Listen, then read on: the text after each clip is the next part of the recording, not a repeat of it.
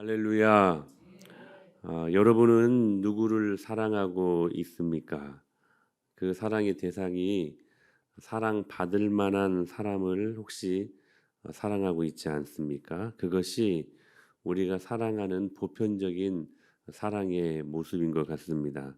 그래서 우리는 사랑받을 만한 사람이 되려고 얼마나 많이 노력하는지 모릅니다. 그래서 얼굴도 고치고 때로는 지방 흡입 수술도 하고 미국 텍사스 오스틴 대학의 신 교수가 미의 기준에 대해서 연구 보고한 것이 있습니다. 이 보고에 따르면 체중에 관계없이 허리와 히프의 비율이 0.7일 때가 가장 매력적이라고 합니다. 그리고 미술적으로 아름다운 얼굴의 기준은 이 눈의 길이와 그리고 미간의 거리와 코의 가장 넓은 부분의 폭이 같아야 미인이라고 합니다. 아름다운 신체의 기준은 머리의 세로 길이를 곱하기 8하면 키가 되어야 한다고 합니다. 그래서 우리는 팔등신 미인 이런 말들이 나오는 것이죠. 팔 길이는 머리 길이의 3.75 그리고 하체의 길이는 머리 길이의 4.5배, 미간의 거리는 평균 66mm, 눈의 가로 세로 비율이 이게 몰리면 안 되고 8대 3이 되어야 미인의 눈이고, 코는 오똑한 편이 좋고 폭이 좁고 높고 그리고 코끝이 약간 들린 게 미인의 기준이라고 합니다. 콧구멍의 날개는 얇고 작아야 하고 코와 이마가 이루는 각도가 125도에서 130도가 되어야 하고 코와 입술의 각도는 95도에서 100도가 되어야 미인이라는 것입니다. 보니까 한번 우리 옆에 계신 분들 볼까요? 여기에 해당하는 사람이 있습니까? 있으면 제가 오늘 소고기 사줄게요. 근데 이런 기준은 아니어도 저의 눈에는 여러분이 제일 예쁘고 제일 사랑스럽습니다. 그때 우리는 아는 것이죠. 이 숫자는 우리에게 아무런 의미가 없다는 것을. 지난주에 우리 김성은 집사님으로부터 목장 보고를 받았는데 이제 하연이가 학교에서 그 남자들한테 남학생들한테 남자아이들한테 놀림을 당했는가 봐요. 아마 그런 놀림이었겠죠. 너는 왜 이렇게 예쁘게 생겼니? 너는 왜 이렇게 똘똘하니? 근데 2번 놀림을 당했는데 그것 때문에 너무 속상해가지고 집에서 막 우는 것을 봤다는 거예요. 근데 제가 그 보고를 받고요. 제가 막 열받더라고. 그놈의 자식들이 어떤 자식들인지 내가 이놈 자식들 찾아가지고 복수를 해주마 막. 정말 그런 마음들이 이렇게 생기더라고요. 왜 이런 마음들이 생길까요? 이런 기준은 아닐지라도 왜 제 눈에는 여러분들이 사랑스럽고 가장 잘생기고 정말이거든요. 예쁘게 보일까? 이유가 뭘까요? 이것을 우리는 절대로 거래하는 관계로 생각할 수 없을 것입니다.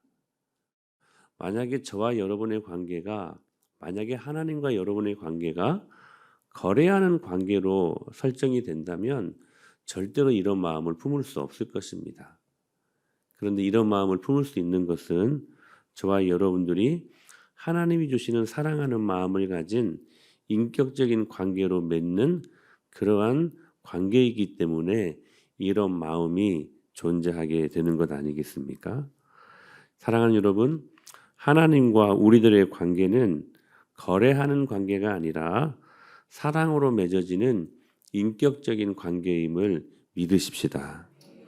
저와 여러분의 관계는 그렇게 가성비 따지는 이해타산으로 오병이어를 경험했던 제자들의 태도는 그런 거였잖아요.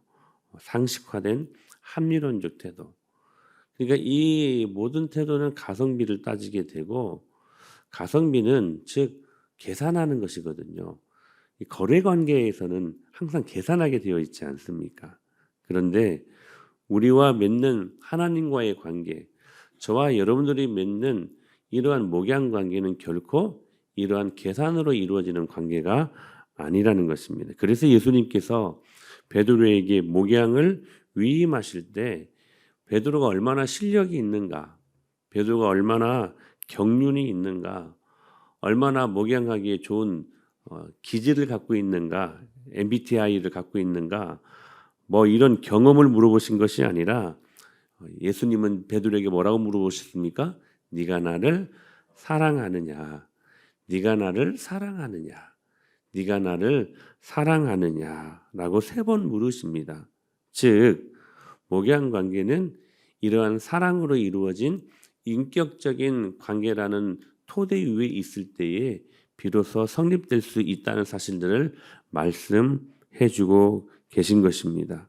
그러므로 우리 모두는 이 사랑의 관계 안에 들어와야 합니다.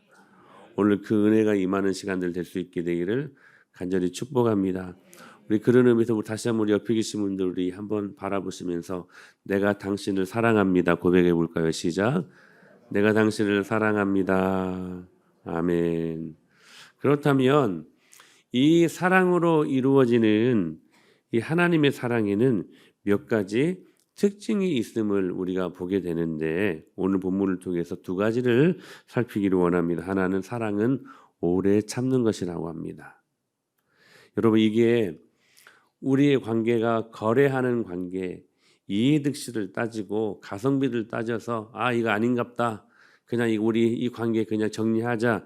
이런 관계로 우리가 저와 여러분들의 관계, 하나님과의 관계를 설정한다면 우리는 절대로 오래 참을 수 없습니다. 여러분 그렇지 않겠습니까? 거래하는 관계라면 이해득실 따져가지고 이익타산 따져가지고 아니면 그냥 파기해버리면 되는 거잖아요. 근데 저와 여러분들의 관계가 절대로 그런 관계일 수 없다는 것입니다. 사랑은 오래 참는 거랍니다. 사랑을 정의할 때 사랑은 마음이 녹아지고 사랑은 막 마음이 뭉클해지고 등등 여러 가지를 말할 수 있는데 성경에서 사랑은 오래 참는 거래요. 오늘 이 말씀 NIV에서 보니까 long suffering, 그냥 단순히 참는 것이 아니라 오래 참는 거래요. 고통을 수반하는 사랑, 고통을. 이게 사랑이래요. 이게 사랑이래요. 그래서 고린도전서 13장 8절에서는 사랑은 언제나 떨어지지 않는데요. Love never fails. 이 사랑은 그러므로 결코 실패할 수 없다는 거예요. 사랑하는 여러분, 오래 참지 못하는 이해득실을 따지는 그런 거래하는 관계로 우리가 모든 관계를 설정하기 때문에 여러분 우리의 사랑이 이 관계가 여러분 실패하는 것이지 사랑은 오래 참는 거래요. 오래 참으면 결코 이 사랑은 실패할 수 없다는 사실입니다. 그래서 사랑은 결단코 떨어지지 않는데요. 우리들이 하는 사랑의 열매는 익는 것 같다가 폭풍우 만나고 태풍 만나면 과수원처럼 여기저기 설익은 열매들이 떨어져서 놔둔 그러한 실패하는 모습들이지만 진짜 성령의 열매, 진짜 사랑은 언제나 떨어지지 않는데요. 실패하지 않는데. 왜 그렇습니까? 사랑으로 만들어진 인격적인 관계니까. 특정한 상황일 때만 거래하듯이 당신이 사랑스러울 때만, 당신이 나에게 호의를 베풀 때만, 당신이 나에게 예의를 지킬 때만, 당신의 의무를 행할 때만 나는 당신을 사랑할 거야 하는 조건적인 상황이 우리가 하는 사랑이 아니기 때문에 그렇습니다. 그거는 반드시 실패해야 한다는 거예요. 그런데 성령의 9가지 열매에서 말씀하시는 성령의 열매, 사랑의 열매는 절대로 떨어지지 않는데요. 절대로 실패하지 않는데요. 왜냐? 오래 참는 것이기 때문이라는 거. 용서라는 의미와 비슷합니다. 베드로가 예수님께 언제까지 용서해야 되냐고 물으실 때에 예수님께서 70번씩 7번 하는 게 용서라고 말씀하시죠. 77에 49, 490번 용서하고 491번째는 용서하지 않아도 된다는 말이 아니라 이 말씀은 용서할 때 숫자 노름하면서 세지 말라는 거예요. 하나님의 사랑은 숫자로 하는 것이 아니라는 거예요. 거래하는 사랑은 반드시 실패합니다. 그런데 우리는 어떠한가? 3번 참았어요. 그 정도 참았으면 내 할 만큼 다 했다. 내가 이번만 내가 참는다. 또 한 번만 그러면 국물도 없다. 끝이다. 그러니까 사랑이라는 열매가 자꾸만 떨어지는 거예요. 자꾸만. 끝이 없는 하나님의 사랑. 그 깊은 하나님의 사랑을 호세아와 고멜의 사랑으로 주님이 우리들에게 에피타이저처럼 보여주시지 않았습니까? 그 말도 안 되는 그 일들을 겪어야만 했던 호세아. 그러나 그것이 하나님의 사랑인 것을 그 비유를 통해서 말씀하고 싶으셨던 것입니다. 사랑은 끝까지 하는 것이래요. 사랑은 끝까지 오래 참는 것이래요. 그 오래 참으심의 가장 큰 수혜자가 저와 여러분들 아닙니까? 오늘 또 넘어지고 늘 실패하고 생각만 해도 우리 스스로가 너무나 한심하지 않습니까? 조금 하나님이 무엇인가 복을 주시며 그것으로 하나님의 영광을 위해 살 것이 아니라 그 수많은 받은 은혜들을 다 까먹고 어느 순간에 짐승처럼 하나님 없는 사람들처럼 그 은혜에 여러분 엇나간 사람들이 되고 있지는 않았습니까? 그럼에도 불구하고 주님은 오늘 또 참으시고 죄인들이 회개하기까지 오늘 또 기회 주시고 사랑하는 여러분 오늘 그 기회를 잡으실 수 있게 되기를 축복합니다. 하나님의 사랑은 하나님과의 인격적인 관계는 그렇게 오래 참음으로 이루어진다는 사실이에요. 그러므로 저와 여러분의 관계도 오래 참음의 관계가 되어야 됩니다. 아니 여러분 부부 관계가 오래 참음으로 그런 관계가 설정이 되어야 된다는 사실이에요. 여러분과 여러분의 자녀들의 관계 역시 이 사랑을 알았다면 오래 참음의 관계가 우리의 삶 속에서 설정될 수 있어야 된다는 사실입니다. 사랑하는 여러분, 때로는 포기하고 싶은 사람이 있습니까? 때로는 포기하고 싶은 상황과 환경이 있습니까?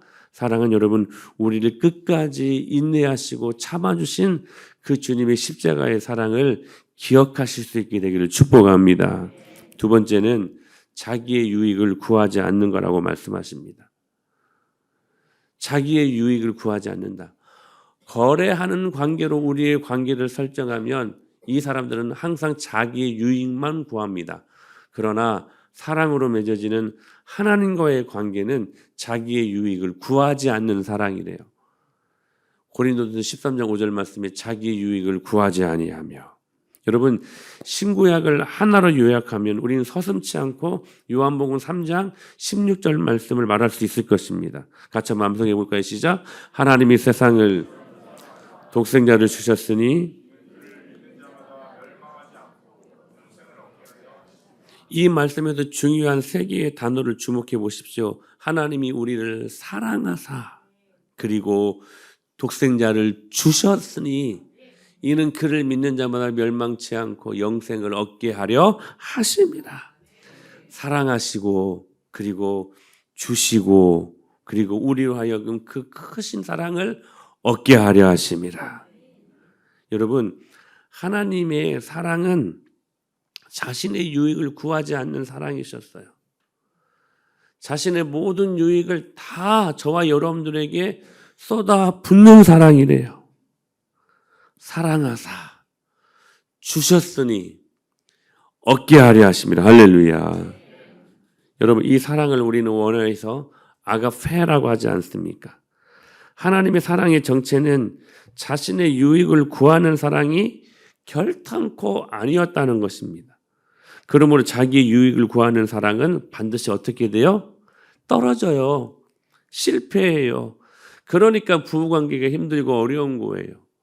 때로 목양관계에 어려움이 있는 것도 바로 이것 때문에 그래요. 자기의 유익만 구하기 때문에. 자기의 유익만 구하기 때문에. 그러나 자기의 유익을 구하지 않는 사랑은 여러분 결단코 실패하지 않는데요. 결단코. 그러니까 내가 유익을 취하려고 했던 계산된 호의는 전부 다 떨어지는 거예요. 실패하는 거예요. 여러분, 그냥 사랑하세요. 사랑하고서 대가를 바라면 그 사랑은 반드시 떨어져요. 성령의 열매 가운데 가장 먼저 나오는 것이 사랑의 열매 아닙니까? 그런데 정말 재미있는 것은 악한 육체의 소욕의 열매들이 갈라디아서 5장 19절로 21절에 이렇게 소개되고 있는데요. 육체의 일은 분명하니 곧 음행부터 이야기합니다. 자, 성령의 열매를 이야기할 때 첫 번째 열매가 사랑이에요. 근데 악한 것들의 열매도 그 비슷한 그 하나를 이야기하는데 음행이라고 이야기했어요. 여기 지금 사랑과 음행이 공교롭게 지금 묘한 대조를 이루고 있다는 것입니다. 무슨 말씀이냐면 진짜 사랑 아가페는 자기의 유익을 구하지 않는다는 거예요. 즉 가치를 추구하는 사랑이 아니라 가치를 부여하는 사랑이라는 거예요. 사랑하사 주셨으니 얻게 하려 하심이라. 그런데 정반대 육체의 일, 악한 것들의 첫 번째 열매가 뭐라고 말씀하시냐면 음행이라고 이야기하는 거예요. 그러니까 사랑과 음행이 정반대라는 것을 말씀하시는 것이죠. 즉 자기 욕심을 채우기 위해 다른 사람을 이용하는 태도, 이것이 바로 음행이라고 하는 거예요. 사랑은 자기의 유익을 구하지 않는 거래요. 그런데 음행은 왜 합니까? 자기의 쾌락을 위해서, 자기의 욕심을 채우기 위해서 다른 사람을 이용한다는 것이죠. 그러니까 이건 가짜 사랑이에요. 여러분, 세상에 얼마나 많은 음행의 일들이 있습니까? 불륜 같은 거 여러분, 이거 가짜 사랑이에요. 어떤 파렴치한 인간들은 결혼 가정이 있음에도 불구하고 다른 남자, 다른 여자를 사랑할 때 사랑하는 게 죄냐고 이야기할 정도로까지 이것이 보편화되는 그런 시대에 우리가 살고 있지 않습니까? 그런데 여러분, 그 사랑은 가짜 사랑이래요. 왜냐하면 그 사랑은 자기의 유익을 구하는 사랑이기 때문에 그래요. 사랑하는 여러분, 진짜 사랑하실 수 있게 되길 축복합니다. 근데 그 진짜 사랑은 우리를 사랑하사 주셨으니 얻게 하려 하심이라. 진짜 사랑은 내 유익을 구하지 않는 사랑이래요. 여러분, 부부관계 속에서 여러분들 어떻게 사랑하고 계십니까? 아직도 서로의 자존심, 아직도 서로의 그런 의견들이 대립되어서 평행선을 달리고 이것 때문에 힘들어하는 가정들이 혹 있으십니까? 사랑은 자기의 유익을 구하지 않는 거래요. 여러분 져주세요. 여러분 양보하세요. 그게 진짜 하나님의 사랑이라고 말씀하시는 것입니다. 이에 대해서 C.S. 루이스가 그의 책 네 가지 사랑이라는 책에서 이런 말을 남겼습니다. 많은 사람들이 생각하는 사랑이라는 것은 실질적으로 굶주림에서 기인한다. 굶주림에서. 지금 배가 누가 고픈 거예요? 내가 고픈 거죠. 내가. 그러니까 내 배를 채워야 된다는 거예요. 이게 많은 사람들이 생각하는 그 사랑이 자신의 배를 채워야 되는 사랑이라고 착각하고 있다는 거예요. 여기 맛있는 음식이 있습니다. 배고프면 그 음식을 사랑하게 된다는 것이죠. 왜 그래요? 내 필요를 채워야 하니까. 즉 우리가 서로 사랑한다면 서로를 내 배고픈 허기진 배를 채우기 위한 도구 정도로만 생각한다는 거예요. 그런데 그 사랑은 반드시 떨어진다는 거예요. 반드시. 더더욱이 하나님과의 인격적인 관계를 맺기 위해서 우리가 사랑을 실천해야 되는데 이 사랑을 하기 위해서 종종 난관에 부딪히지 않습니까? 무엇입니까? 즉 이런 거죠. 자기와 뭔가 안 맞는 사람들 있잖아요. 뭐 이렇게 손해본 것도 없는데 괜히 싫은 사람들이 있잖아요. 그때는 어떻게 해야 될 것인가? 내 기질과 안 맞는 것 같아요. 이거 도무지 상종하기 싫어요. 여기에 대해서 C.S. 루이스가 아주 탁월한 변증을 하고 있습니다. 뭐냐면 영어의 단어에 사랑이라는 단어, 좋아하는 단어, 그러니까 love라는 단어와 like라는 단어가 있지 않습니까? 사랑하다, 좋아하다라는 단어를 가지고 이렇게 설명합니다. 우리가 누군가를 사랑하기 위해서 꼭 좋아할 필요는 없다. 저는 여러분 탁월한 코멘트라고 생각합니다. 누군가를 사랑하기 위해서 꼭 그 사람을 좋아할 필요는 없다는 거예요. 여러분 이거 패러독스 아닙니까? 그러니까 한 상대를 사랑하기 위해서 그 사람을 좋아하는 것이 선행될 이유가 없다는 거예요. 무슨 말씀이에요? 그냥 사랑하면 된다는 거예요. 복음은 여러분 참 쉬워요. 어떤 면에서는. 그래서 성경은 뭐라고 말씀하십니까? 누구까지도 사랑하라? 원수까지도 사랑하라. 여러분 원수를 사랑한다니 이게 말이 됩니까? 그런데 그 원수를 사랑하기 위해서 진짜 중요한 말이에요. 라이크할 필요는 없다는 거예요. 여러분 원수를 좋아할 수 있어요? 근데 원수를 사랑을 할 수 있다는 거예요. 이게 복음이 주는 위대한 여러분 강력한 능력입니다. 만일 원수를 좋아하게 되면 그 사람은 더 이상 원수가 아니죠. 여러분 내가 좋아할 수 있는 원수가 어디 있겠습니까? 그런 원수를 우리가 좋아하지는 않아도 그러나 사랑 못할 이유는 없다는 거예요. 하루는 어떤 아내가 남편에게 평소와 다르게 최선의 서비스를 막 그 아침에 막 갖가지 좋은 반찬으로 막 립 서비스로 막 너무 이상한 거예요. 여보 왜 그래요? 그랬더니 아침에 묵상한 말이 원수를 사랑하라는 말씀을 묵상했다는 거예요.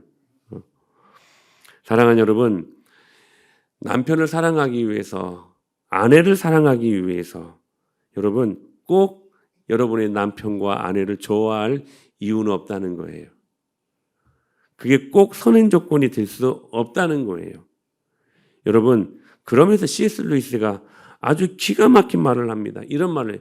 원수라도 사랑을 하면 하나님은 우리에게 사랑할 감정을 주신대요. 여러분 성경 말씀은 아니 어디가 아멘이야 아멘. 원수라도 사랑을 하면 하나님은 우리에게 사랑할 감정을 주신다는 거예요. 싫어도 코드가 안 맞아도 사랑하면 사랑하는 감정을 주신다는, 순종하면 주신대요. 즉 자기의 유익을 구하지 않는 사랑은 내 안에 생기는 사랑의 감정의 문제가 아니라 하나님 말씀에 대한 순종의 문제라는 사실이라는 거예요. 나는 좋아하기 전까지 저 사람 절대로 사랑하지 않을 거야. 이게 하나님 앞에 변명거리가 될 수 없다는 거예요. 싫어도 사랑하면, 순종하면 우리 가슴에 하나님께서 사랑의 감정을 나도 모르게 부어주신다는 거예요. 이 사랑이 결코 떨어지지 않는데요. 사랑하는 여러분, 우리 하나님과의 관계 속에서 이러한 관계의 놀라운 능력을 설정하는 저와 여러분이 될 수 있게 되기를 축복합니다. 수평적으로 저와 여러분의 관계가 이런 관계가 되어야 돼요. 여러분 가장 가까운 가정 안에서 부부 관계가 이런 관계가 되어야 돼요. 할렐루야. 그러므로 순종하면 복이에요. 오늘 이 하나님의 사랑을 다시 한 믿음으로 받고 우리가 어떻게 사람들을 사랑해야 될 것인가, 오늘 또 믿음으로 잘 점검하고 회개할 것이 있으면 회개하고 주님의 은혜로 깊이 나아가는 저와 여러분이 될 수 있게 되기를 간절히 축복합니다.